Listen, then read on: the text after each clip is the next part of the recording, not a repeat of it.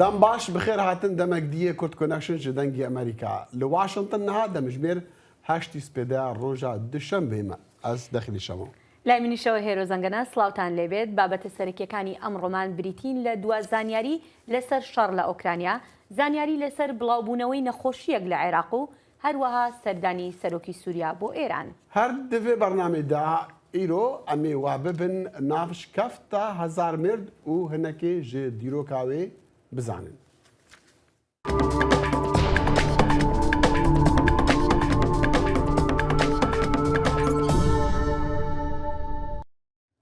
خانمایەکیە ئەمریکا جل بایدن di seredanekane çaverîkirî de ji bo Ukrayna digel xanimeyekê Olîna Zelenska civiya. Her du xanimên yekê seredana xwendingehekê kir ku penageha demiya 160 kesan nêzîkî 5 jwana zarokin. Xanimayekiya Amerîka got giringa em ji gelê Ukrayna ra xuya bikin ku divêt ev şer were rawestandin. Ev şerekî hovaneya. Netewên êgirtî dibêje ji demê ku Rûsya dest bi vî şerî kirî li 24 Reşemê 5.8 milyon Ukranî aware bûne. Seredana xanimayekê hevdemê ji nû ve bombaranekirina kargeha pulaya bajarê Mariupola ku dorgirtî bû ji aliyê hêzên Rûsî û cudaxwîxwazên girêdayî Mosko. Li du heftiyên borî jimareka rayedarên Emerîkî û yên Ewropeyan jî seredana Ukrayna kiriye. û Serokê Rûsya Vladimir Putin beşdarî merasîma roja serketinê bû li Mosko îro duşembê ku bîreweriya heft saliya serketina Rûsyaya bi ser Almanya nazî. Weke hemû salan li bîreweriya roja serketinê rêzên rast û dirêjên serbazan di meydana sor re derbas bûn. Tank, zirîpoş û helgirên mûşekên plastîkiyên zêdemezinên bi serkêşweran re di cadeyan re derbas bûn. Di gotara roja serketinê da Putin şerê artêşa sor li dijî leşkerên nazî hevberî çalakiyên nihayên hêzên Rûsya di Ukraynada kir. Wî got jî tevgera li Ukrayna niha ji bo pêşgirtinê ya li êrişekê li dijî Rûsya. Wî got ku leşkerê Rûsî ji bo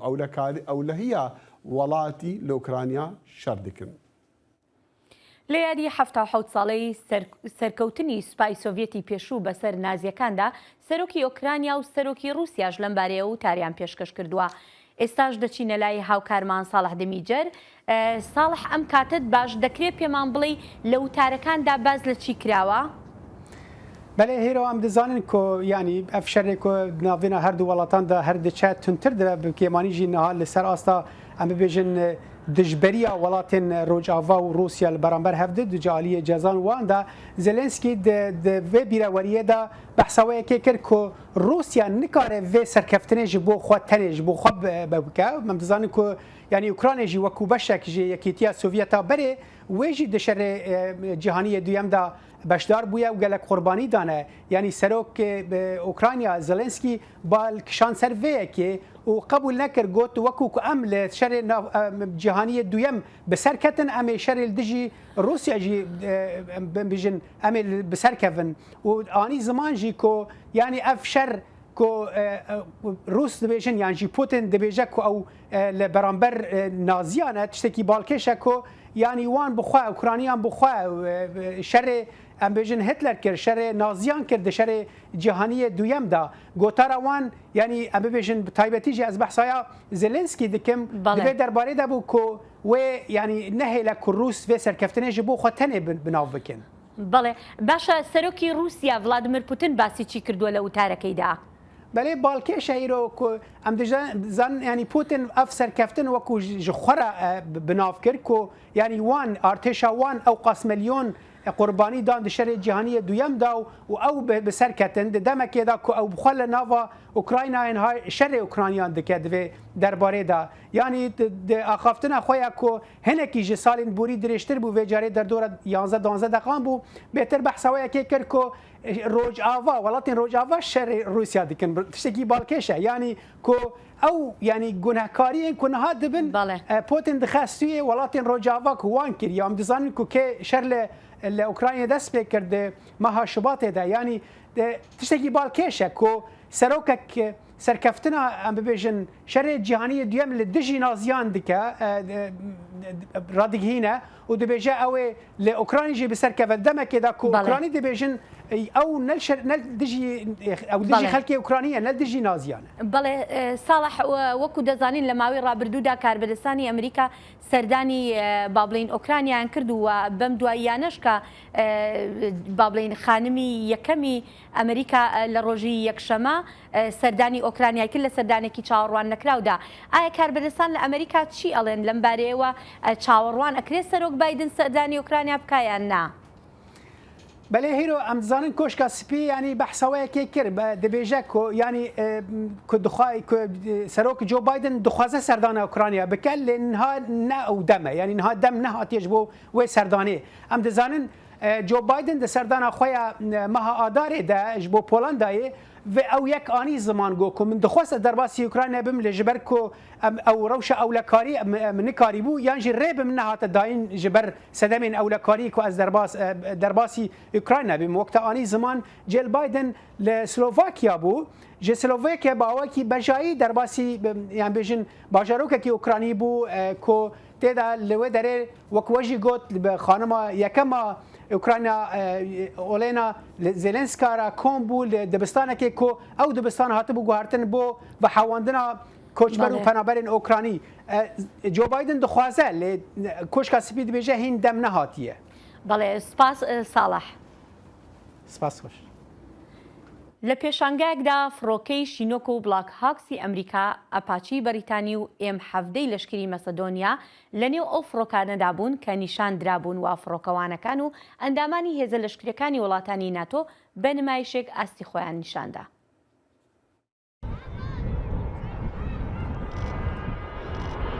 فڕۆکەوانان و یەکەی لەشکری وڵاتانی ئەندامی ناتۆ بە هێلیکۆپتێر لێهاتووی خۆیان لە گۆڕەپانی تایبەت لە دیزیەک سکۆپچە شاری پێتەختی مەسەدۆنیا یا هەمان مەقدۆنیە لە ڕۆژی یەکشەمە 8 مانگی 5 ساڵدا نمایش کرد. هێلیکۆپتێرەکانی جۆری چینۆک،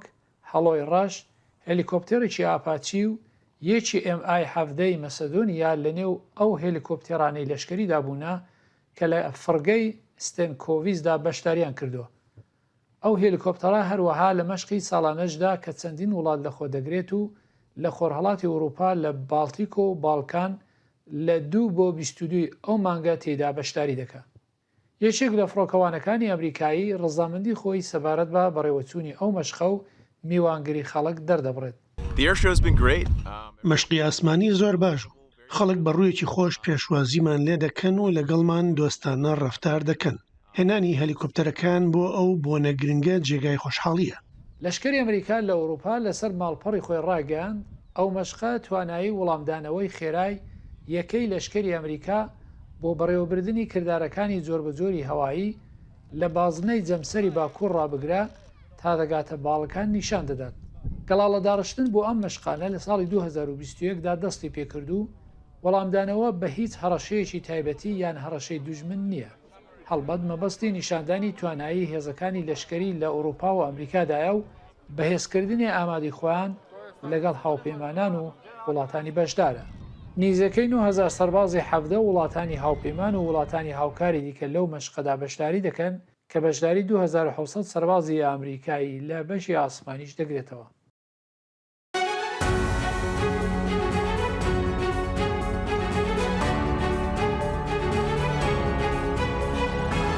چاوی واشنگتن بەرنامەیەکی هەفتانەیە لە بەشی کوردی دەنگی ئەمریکاوە ئامادە و پێشکەش دەکرێت. من بەڵێن ساڵح هەموو ڕۆژانێکی هەینی لەگەڵ پسپۆڕاندا تاوتوێی گەرموگورترین بابەتی ڕۆژ دەکەین لە پەیوەندی بە سیاسەتی دەرەوەی ئەمریکاوە. لەگەڵمان بن.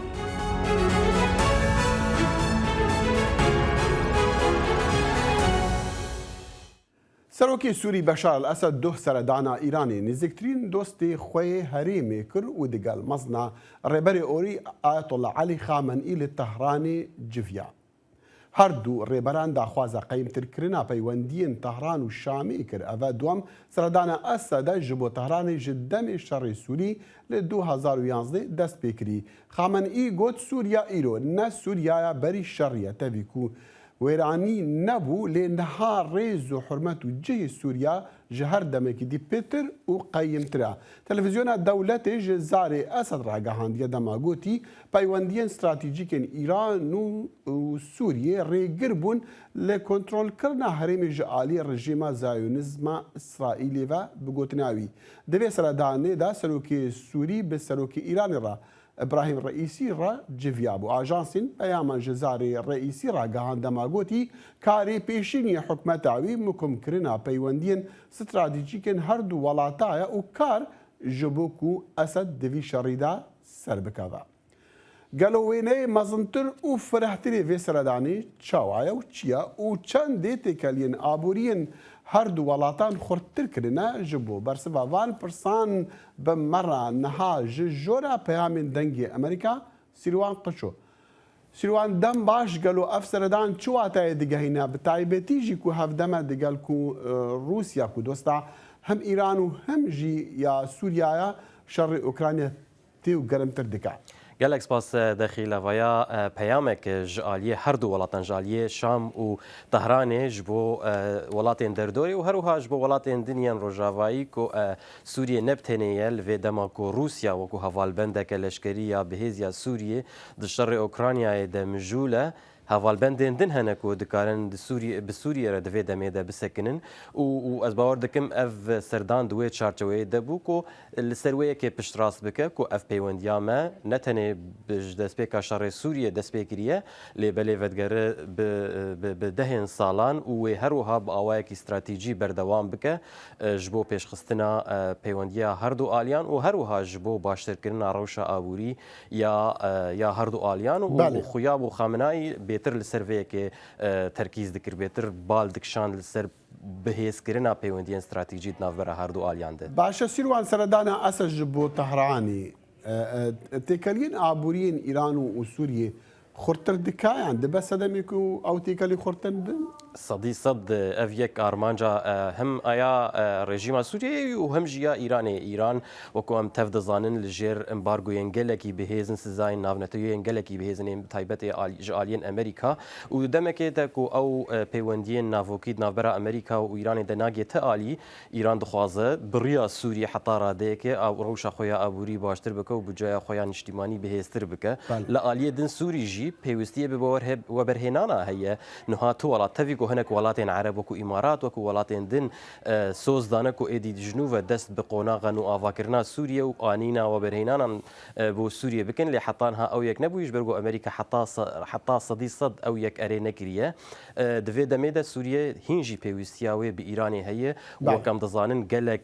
mesela bêndera latqiyê heya 49 sala bi kirê daye Îranê li derdora Şamê gelek em bêjin derfetên kariyên nû giş niha ketine destên Îranê de wekû çawa hatine aliya Rûsya jî hatine bikar anîn. Sîrwan ji birî wêne ji tiştê ku herî balkêş û xelek cîhan behs dike ew destê Îranê di Sûriya de û bi taybet jî piştevanîkirin li wan komalên çekdar çendîn komalên çekdar ku helbeta pişta Esed digirin. Demeke em wane nabihîsin yani wan çalakiya em nabihîsin. Yani tu bêjî ku Îran êdî baş piştevaniya wan komalan nake yan çi heye? Na sedî sed na Îranê wexta derbasî şerê Sûriye bû mebesta wê ew bû ku hebûna xwe wê dekê bihêz bike û hegemoniya xwebriya Sûriye li seranserî herêmê zêde bike lê Îran di dema dawî de duwarê ragihandinê ev yek kêm kiriye ji ber ku İsraîl em tev dizanin bi awayekî berdewam hema dikar bêje bi awakî rojane van aliyan van grupên ser bi Îranê ve çi Hezbollah be çi grupên Iraqî û Îranî û yên wekî din jî dike arman ji ber lo heta radeyekê hikûmeta Îranê van vê yekê eşkere nake lê ew alîkarî her berdewam ew piştgirî her berdewam e û tenê biriya wê Îranê dikare hegemoniya xwe li Sûriye û herêmê berdewam bike ji ber ku êdî şer gihîştiye qonaxekê ku li seranserî Sûriye asta wê daketiye ji ber lo divê Îranê hebûna xwe berdewam bike lê bêyî ku eşkere bike ji ber gotimî dikeve jêr metirsiya êrişên İsraîlî. Sîrwan Qeço rojnamevanê dengê Amerîka ji jora peyamên dengê Amerîka lêre li Washington bi me re bû spas. Spas. زایڵی داهێنان بەرنمەیەکی فەرهەنگی و هونەری بەشی کوردی دەنگی ئەمریکا. من ئاسۆ جەبار لە واشنگتن دیسیەوە هەردوو هەفتە جارێک دەبمە میوانی ماڵەکانتان لەگەڵمان.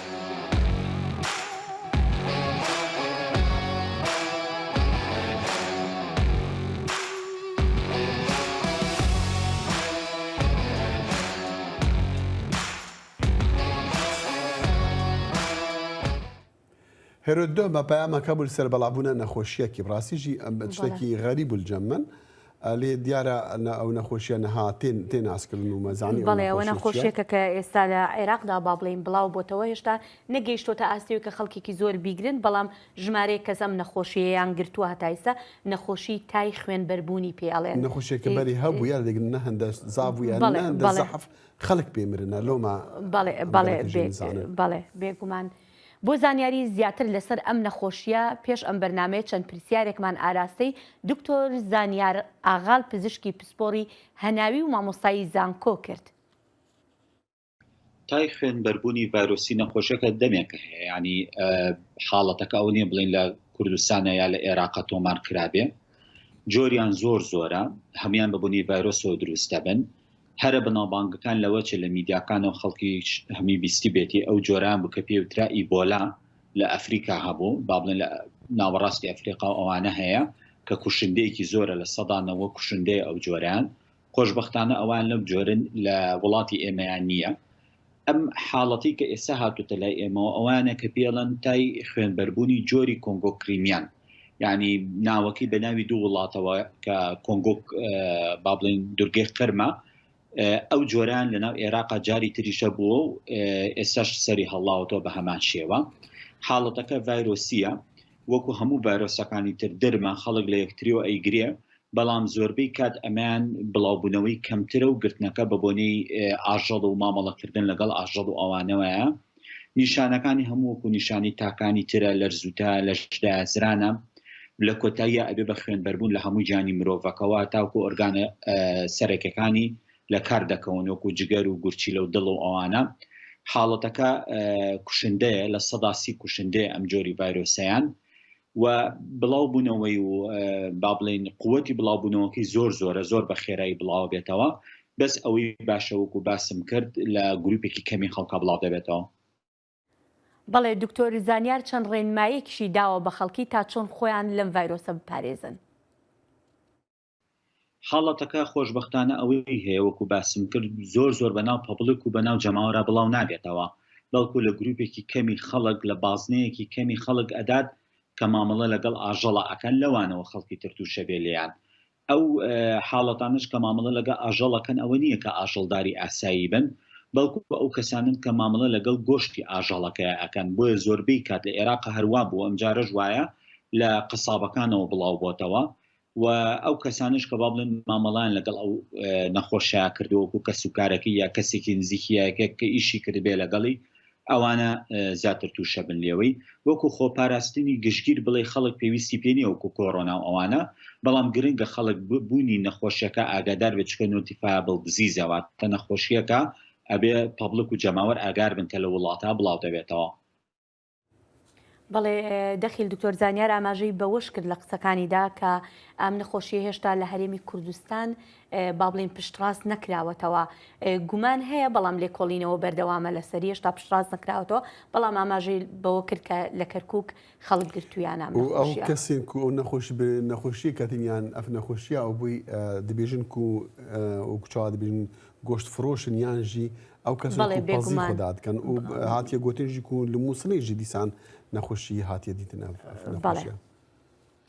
بەرپرسێکی پێشمەرگەی هەرێمی کوردستان ڕادەگەێنێت بڕیارە زیاتر لە 3600 پێشمەرگە وەکو لیوایەکی وەزارەتی پێشمەرگە لەگەڵ لیوایەکی تری وەزارەتی بەرگری عێراق پێک بهێنرێن بۆ ئەوەی بچنە ئەو ناوچانەی کە پێیان دەوترێت ناوچەی بۆشایی ئەمنی بڕیار بۆ پێکێنانی ئەو دوو لیوا هاوبەشە دەرچووە بەڵام ئەو لیوای وەزارەتی پێشمەرگە کێشەی میزانی هەیە بۆیە تا ئێستا ڕاهێنانەکانیان دواکەوتووە وەرێ لە ئێستادا هەم لەلایەن هاوپەیمانان و هەمیش لەلایەن عێراقیەکانەوە هەوڵێکی جددی هەیە بۆ دابینکردنی بودجەکەیان.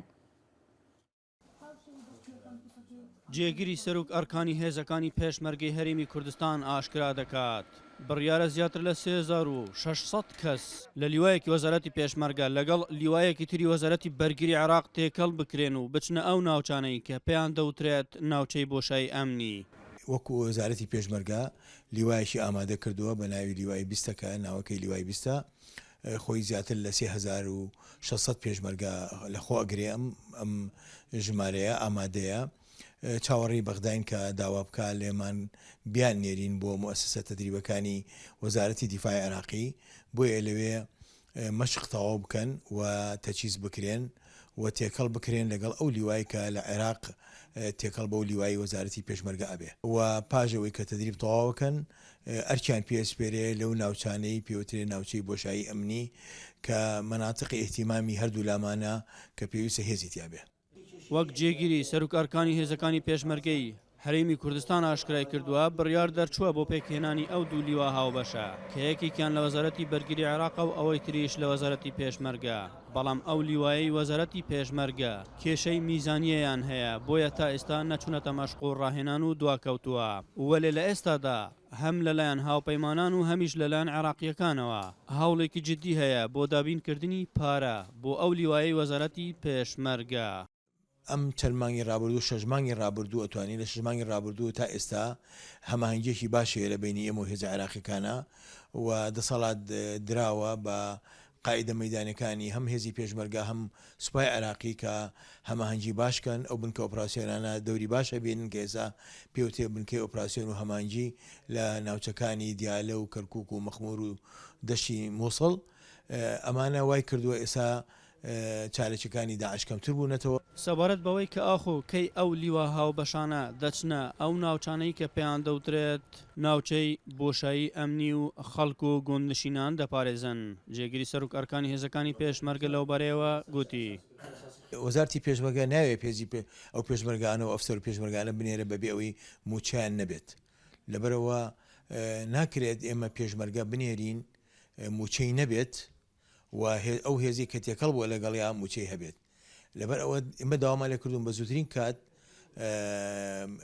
هەر کاتێ میزانێت تەزیق بوو ئێمە ئانێرین ئێمە پێشمەرگەکان و ئەفسەرەکانمان هەمی حاضرە هەموو ئیجرعاتە وەکو باسم کرد ئیداری و ئەمنیەکانیان تەواو بووە هیچ کێشەیەک نەماوە. جێ باسە ماوەکانی ڕابردوو چەندین جار لەو ناوچانەی کە بۆشایی ئەمنیان هەیە چەکدارانی داعش هێرشیان کردووە و زیانی گیانی و ماڵیان بە خەڵکی گەیاندووە.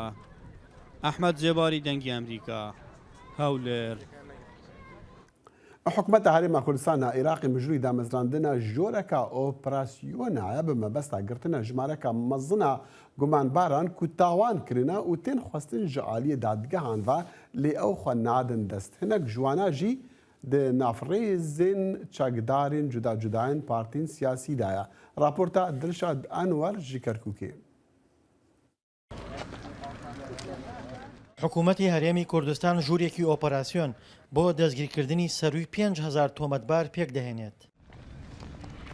ژوورەکە نوێنەری وەزارەتەکانی پێشمەرگە و ناوخۆ و هێزە ئەمنیەکان ئەندامن تێیدا. ئەرکی ئەم ژوورە ئەوەیە دەستگیرکردنی سەرجەم ئەو تۆمەتبارانەی کەەوە پێشتر فەرمانی دەستگیرکردنیان هەبووە و تاکو ئێستا دەستگیر نەکراون کە خۆی دەبینێ لە 5,920 کەس لە ماوەی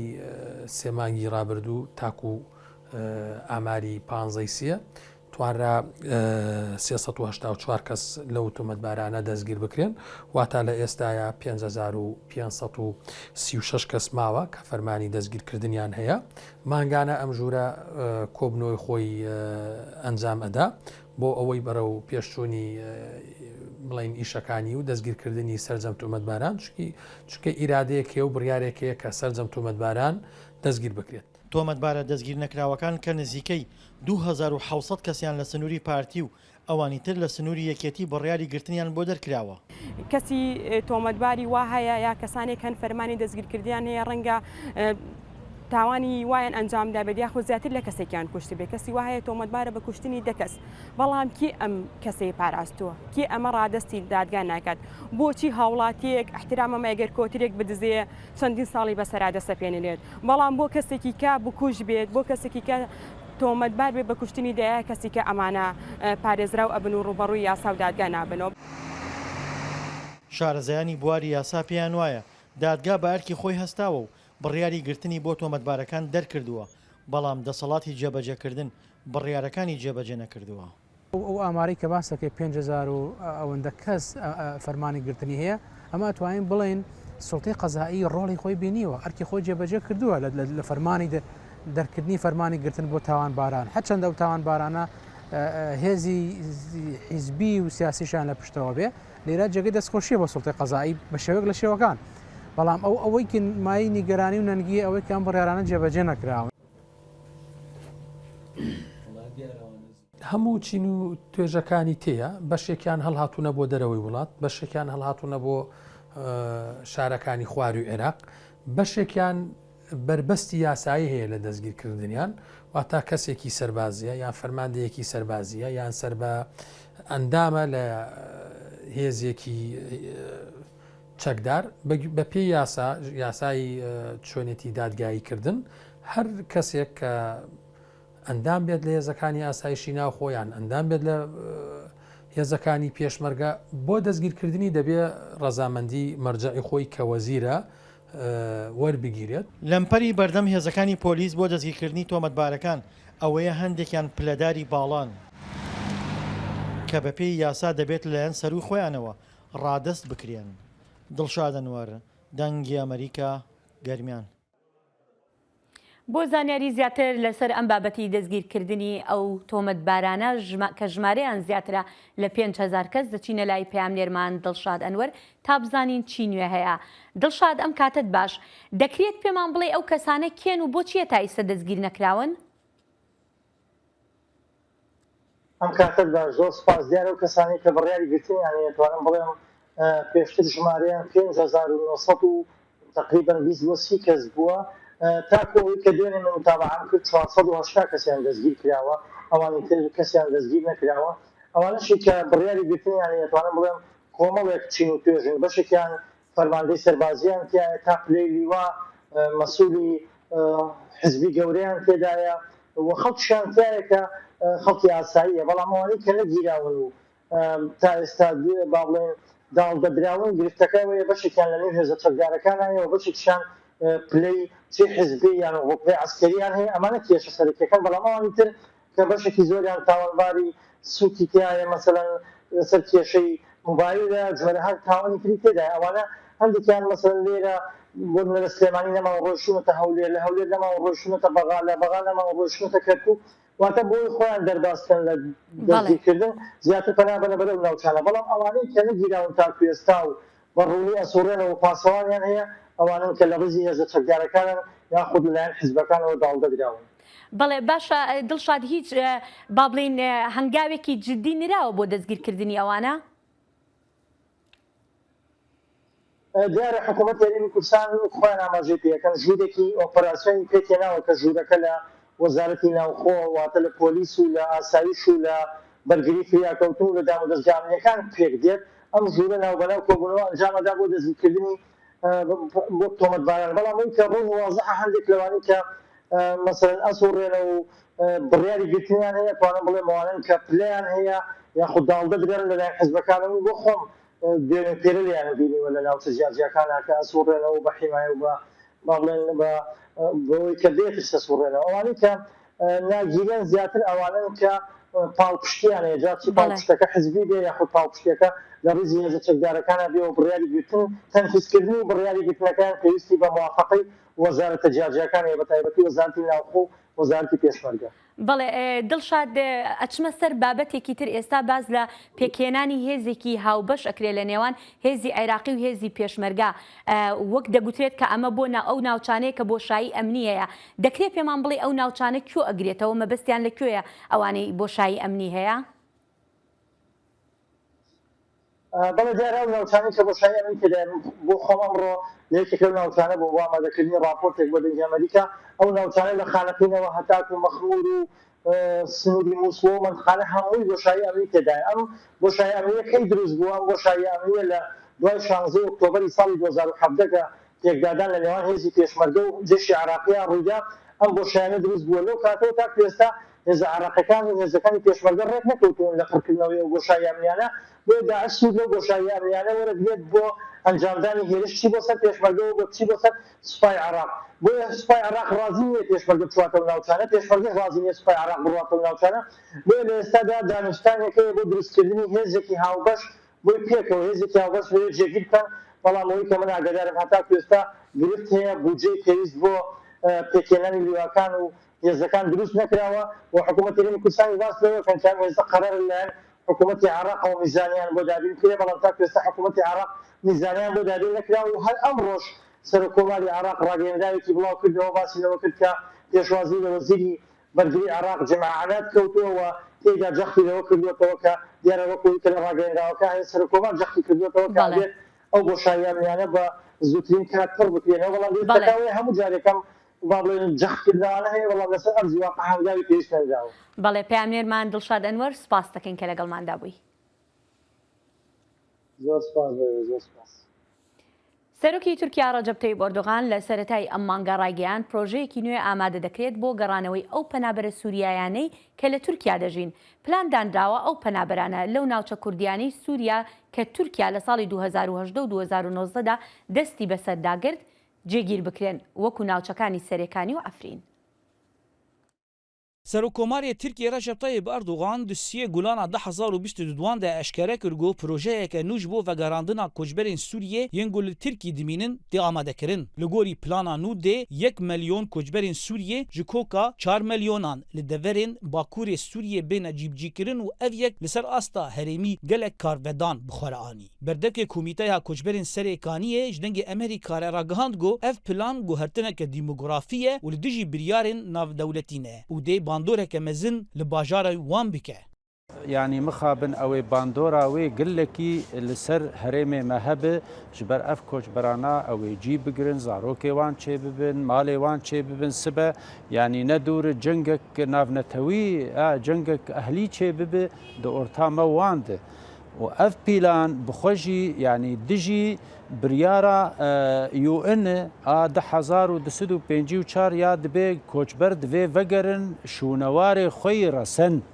Ev necarayekeye got Tirkiye van projeyan amade dike. Rêveberê cîbcîkar yê hevdesteya Taazurê got yek ji rêxistinên belgekirina binpêkirin û qurbanîn operasyonê Tirkiyê nel Bakur û Jilatê Sûriyê Ezzedîn Salih ji dengê Amerîka re daxuyanêkirin got ev plan beriya 2 salan dest pê kiriye û li 13 xalan tê bi cîbcîkirin di nav de li ser mal û milkên xelkên serêkaniyê yên got derbider bûne. Ji bo plana Tirkiyê ya dawî ya ku hat ragandin ji Serokkomarê Tirkiye Recep Tayyip Erdogan bi vegerandina milyonek kesên Sûrî yên penaber ku li Tirkiye dimînin wek koçber bo nava xaka Sûriyê li 13 xalan li hundirê Sûriyê li deverên ku Tirkiye dagîr kirine wek serêkaniyê girê spî û deverên din ji xwe ev plan ji berî niha di 2 salan dest pê kiriye li Efrînê gelek cih û war hatin çêkirin ji koçberên Sûrî re. Derbarê heman mijarê de welatiyê bi navê Mihemed El Himês got yek ji koçberên bajarê Serêkaniyê ye ji dengê Amerîka re axivî. Tekez kir got ev gav nayê qebûl kirin û bang li sazî û rêxistinên Kurd kir got rê nedin vê planê û li dijî wê rawestin. Gavek gelkî ne baş e û zaten naber tişte yani milletek xwe vegerin milletê xwe ew penaberê ê dewleta vegerin welatî xwe dibe vegerin ser axa xwe malê xwe. Yani çawa milletekî bînin milletê wî bajarî ji derve ne. Yani ev gavek nayê qebûl kirin dinyayê yani ne exlaqî û dibe ciddî ser bê seknandin ji hemû saziyê me Kurda be ji rewşenbîra be ji kî be bera wek vî tiştî hanê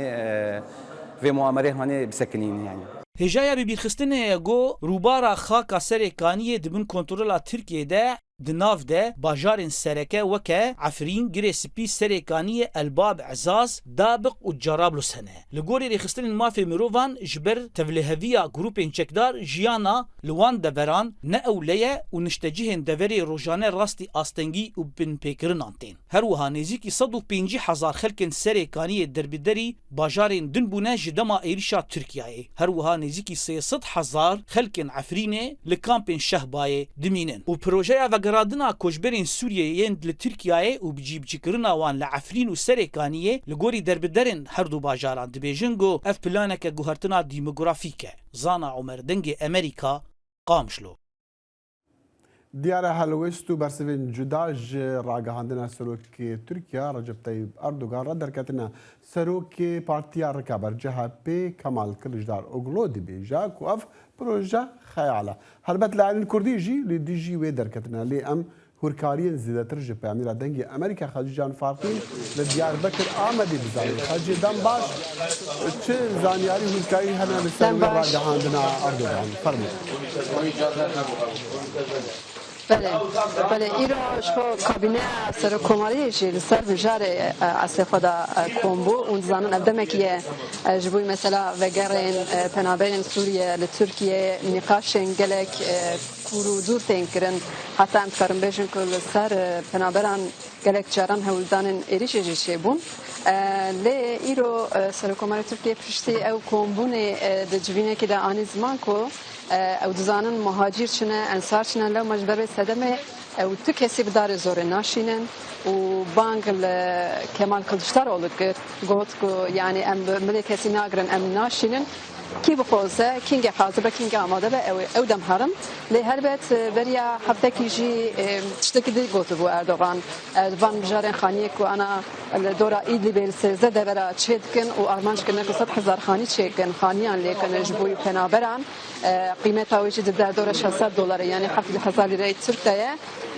پلان کو 100,000 یعنی نیز میلیونه کی سوری وگرن ودره حتی اردوغان امشا گفت بو که ام پوزن ودره لسر مجلس هرمی ای 13 دورا یعنی دلیوان هیا کل ودره مجلس جواب شکن او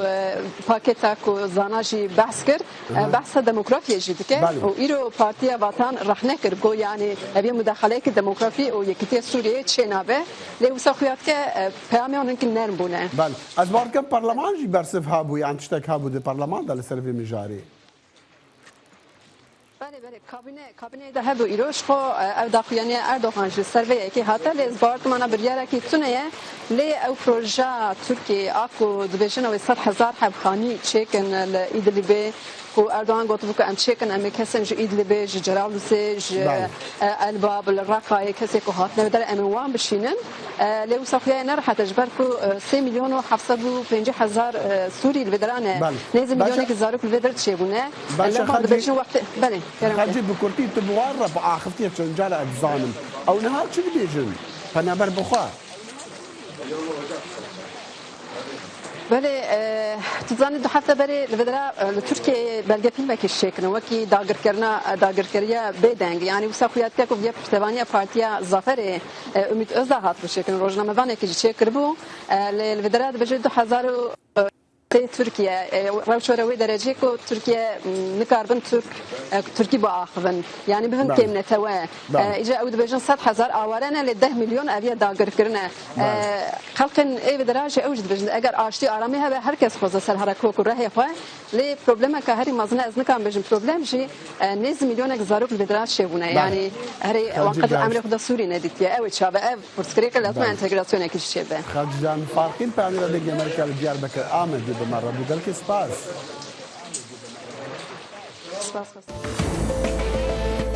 دنگ امریکا جافکانی گاپ باوریان و چو آگاهیان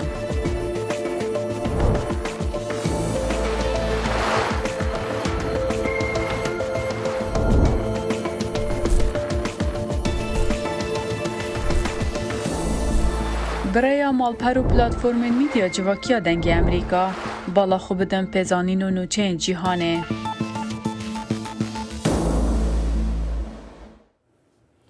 بەڵێ دەخیل تۆ دەزانی لێرە لە وڵاتی یەکگرتوەکانی ئەمریکا لە سەرانسەری ئەمریکا کۆمەڵێک شوێنەواری دێرین هەیە ئەم شوێنەوارە مێژوویانە با بڵێن لە ویلایەتەکانە وەکو سەرچاوەیەکی ئابووریشە بۆ با بڵێن حکوومەتی ویلایەتەکان جگە لەوەش وەکو نێوەندێکی فێرکاریشە بۆ ئەو خەڵکەی کە ئەڕوا لەوێ شت فێر بێ جا بێگومان لە هەرێمی کوردستانیش زۆر شوێن هەن ینی شوێنەوار هەن جا نازانی تا چه ئاستێک دەتوانرێ ئەمانە ئەم شوێوانە وەکو نێوەندێک بەکاربهێنێت تا خەڵک لەوێەوە شت فێر بێ و مێژووی ئەو شوێنە فێر بێ. بەڵێ راپۆرتێک هەیە ژێ سلێمانی هەلبەت و پەیامنێرامایان نو هاتی دامەزراند بمەڕە راپۆرتێک شاندیا ئەم گەڵکی کە خۆشن و یەکەم جارە راپۆرتاوێت لە بەرنامەدا تێ بەڵاوەکردن ئەم هەرن هەرێما کوردستانی و مەسەلێن شکافتا و دیرۆکا و چاوە لەوەر هاتی لێ دیسانژیک و چاوە گازندە هەیەک و گرنگیە کە مەزن بوان شوێنەوارە نائێدان. یەک جوانە شکافتا هزار مێردا دووەم مەزنترین شکافتا کوردستانیە دیرۆکاوەیە کە نارە 5,000 ساڵان بە باوەریە زانایان وەساکریەک و ببە بەشێک ژێ لێکۆلینên زانینگەهان و ناوەندên لێکۆلینên دیرۆکیên هەرێمی و یên جیهانیژی پامێرا دەنگێ ئەمریکا سنوور کەریم سەردانەوەی شکەفتی کردە و ئەف راپۆرت گەهاندیەمە. ئەشکەوتی هەزار مێردە لە باشووری ڕۆژاوای شاری سلێمانی دووەم گەورەترین ئەشکەوتە لە هەرێمی کوردستان و زانایان مێژوەکەی دەگێڕنەوە بۆ 50,000 ساڵ پێش ئێستا. دێرینی مێژوەکەی وای کردووە ناوی بچێتە میتۆدی زانکۆ و سەنتەرە ناوخۆی و جیهانیەکان بۆ لێکۆڵینەوە مێژوویەکان. کە مێژووی کۆنی مرۆڤ خوێندە لە جیهانە لە هەموو کتێبێکی منهەجیە لە زانکۆکانە یاخود لە کتێبێکی ترا دەرەوەیە کە باسی شوێنەواری مرۆڤی کۆنەکە و تاخی بەدینی کۆنەکە ناوی هەزارمێرد و زەرزی ژێت ناوی شانەدەری ژێت هەوادە لە کوردستانان کە شانازێکی گەورەن بۆ ئێمە.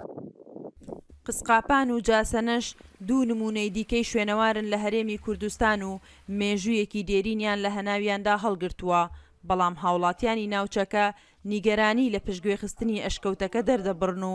دەڵێن حکوومەت خزمەتی شوێنەوارەکانی نەکردووە. گرنگی باشە بۆ ناوچەکەیمە بەس هیچ سوودێکی بۆ ئەم منتقەی ئێمە نییە. ئێمەش پێمان خۆشە خزمەتی بکەن حکوومەت ئاگای لێ بێ خەڵکێک دێ لەوەیە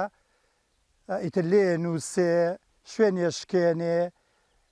ئەنواع شتی لێیەکەن و ئەڕۆن و بەجێ هێڵن و پیسەکەن و ئەو خەڵکەوە شتێکە ئاسارێکی میلەتی کووردە.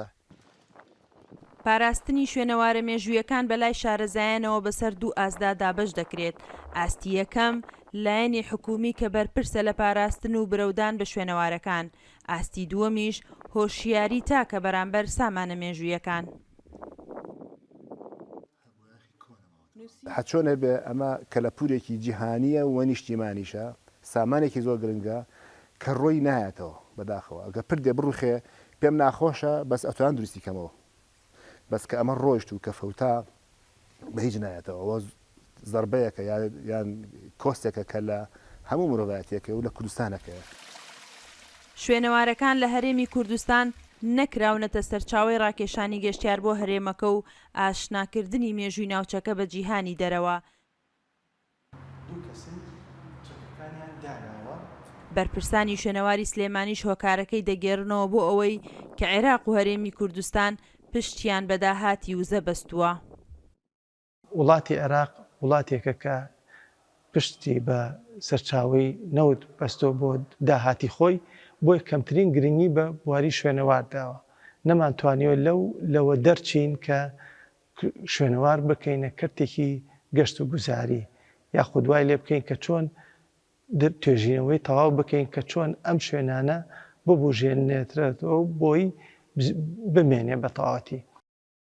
ساڵی ڕابردوو پەرلەمانی هەرێمی کوردستان یاسایەکی تایبەت بە پاراستنی شوێنەوارە مێژوویەکانی پەسەند کرد کە گرنگی بە دەستنیشانکردن و پاراستنی شوێنەوارە مێژوویەکان و ڕێگە خۆشکردن بۆ کنە و پشکنین لە شوێنەوارەکاندا دەکات. خۆشبەختانە ئەم ساڵ پەرلەمانی کوردستان یاسایەکی زۆر باشی پەسەند کردووە کە ئەمە ئەکرێت لە داهاتوە خرێتە بواری جێبەجێکردنەوە دەستکەوتێکی باش ئەبێ بۆ ئەو شوێنانە ئەم یاسانویە ئەکرێت دەستکراوەمانەکە کە دەسەڵاتێکی فراوانمان هەبێت لەگەڵ ئەوەیە. تا ئێستا ئامارێکی ور لەبەر دەست نییە سەبارەت بە ژمارەی شوێنەوارەکان لە هەرێمی کوردستان بەڵام بە گوێرەی ئامارە نافەرمیەکان هەرێمی کوردستان خاوەنی زیاتر لە 6,000 ناوچەی شوێنەواریە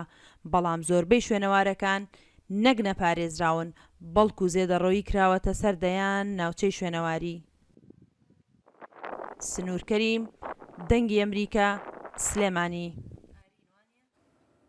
بۆ زانیاری زیاتر لەسەر شوێنوارەکانی هەرێمی کوردستان دەچینە لای پامنێرمان سنوور کەریم. سنوور ئەم کاتت باش و دەمەوێت لێرەشەوە بەخێراتنت بکەم بۆ دەنگی ئەمریکا. دەمەوێت بۆ پرسیارەش دەست پێ بکەم کە پێمان بڵیت ئایا لە هەرێمی کوردستان هەموو شوێنەوارەکان کنۆ پشکنینیان بۆ کراوە؟ ڕۆژتان باش ئەم کاتتان باش زۆر سپاس سڵاوڕێتم بۆ هەموو کارمەندانی دەنگی ئەمریکا وەکو یەکەم کارم خۆشحاڵم کە لێرە لە کوردستان نێشتم بۆ یەکەم جار ڕاستەوخۆ لەگەڵتان بەشدارە بم. طبعا بەپێی وتەی شارەزایان و زانایان لەو مەجالەیە ئەو سەرسپۆڕانەی کە من بینی من و لێدوانم لێ وەرگرتن ژمارەی شوێنەوارەکان لە هەرێمی کوردستاندا بێ شومارە ژمارەیەکی زۆر بەتایبەتی گرد و تەپۆلکەی شوێنەواری هەیە بەڵام بەپێی قسەی شارەزایان هەموو ئەو کنە و پشکینانی کە تا ئێستا لە ناوچە شوێنەواریەکان کراون دەتوانین بڵین دەکاتە ڕێژەی بە نزیکی لە 2% بۆ 3 واتە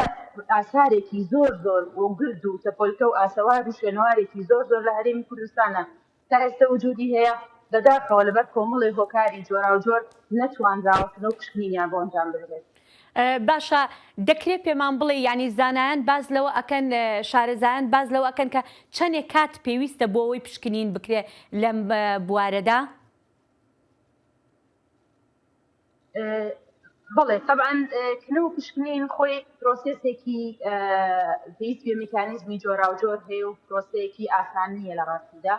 وەک کۆی کە من لێدوانم لە شارەزایان وەرگرت ئاماژەیان بەوە کرد کە بۆ نمونە ناوچەی شوێنەواری هەیە دەکرێت بە 20 ساڵ یاخود 30 ساڵی پێویست بێ بۆ ئەوەی کە بتوانن بە تەواوەتی ئەو ناوچە شوێنەواریە پشکنینی تەواوەتی واتە وەربگرن. بۆ نمونە یەکێک لەو گردانەی کە ئێستا لە ناوچەی شارەزور گرد و شوێنەوارێکی زۆر گرنگە ناوچەی یاسین سەپەیە دەکەوێتە دەڤەری شارەزور. شارەزایان دەڵێن ینی ئەگەر ئێمە بەردەوامی ئیش لەسەر ئەو ناوچە شوێنەواریە بکەین 20 بۆ 30 ساڵمان پێویستە تا بتوانین بە تەواوەتی ئەنجامێکی باشمان دەست بکەوێت و لێکۆڵینەوەیەکی ورد بکەین لەسەرەوە. طبعاً ئەمە بەدەر لەوەی کە لە هەرێمی کوردستاندا کۆمەڵێک ئاستەنگی زۆر گەورە لە بەردەم شوێنەوار ناسان تا ئێستا نەیانتوانیوە لەو مەجالەدا. بەڵێ باشە ئەو ئاستەنگانە چین سنوور باز لە چی ئەکەن شارەزایان ئاستەنگەکانی بەردەمیان چین؟ طبعاً ئاستەنگی زۆرە بەڵام یەکێک چەند خاڵێکی گرنگ هەیە یەکێک لەوانە نەبوونی پسپۆڕی کەسی شارەزا و پسپۆڕی تەواو لە مەجالەکەدا کە پێویستە ڕێگەیان بۆ خۆش بکرێ بنێرکرێنە دەرەوەی وڵات زانکۆ و سەنتەرە جیهانیەکان بۆ ئەوەی کە لەو مەجالەدا لێکۆڵینەوەی ورد یاخود بخوێن و شارەزا ببن لەو مەجالەدا. هۆکارێکی تر نەبوونی بودجەی پێویستە بەداخەوە کە بە تایبەتی هەرێمی کوردستان وەک دەزانین ماوەی 7 ساڵە لە قەیانی اقتصادی زۆر گەورەدایە لە ئێستادا بە تایبەتی دۆخەکە سەختترە بۆیە نەتوانراوە بە هۆکاریەوەی کە بودجەی پێویست لەبەردەست نییە کەسی شارەزا یاخود لێکۆڵینەوەکان لەو مەجالانەدا بەردەوام بن. هۆکارێکی تر کە زۆر سەرەکیە بەڕێی من زۆر بە کورتی سنوور کاتمان زۆر کەم ماوە فەرموو. نبوونی تاقیگەی پێویستە زۆر جار بۆ ئەوان بۆ سامپڵێکی زۆر زۆر دەستی پێویستە ببرێت لە دەرەوەی وڵات پارچەیەکی زۆر بچوو لێکۆڵینەوە یاخود توێژینەوە لەسەر بکرێت جارێکی تر بهێنرێتەوە هەرێمی کوردستان. بەڵێ پامنێرمان سنوور کەریم لە سلێمانیەوە لەگەڵماندا بووی زۆر سپاس دەکەین.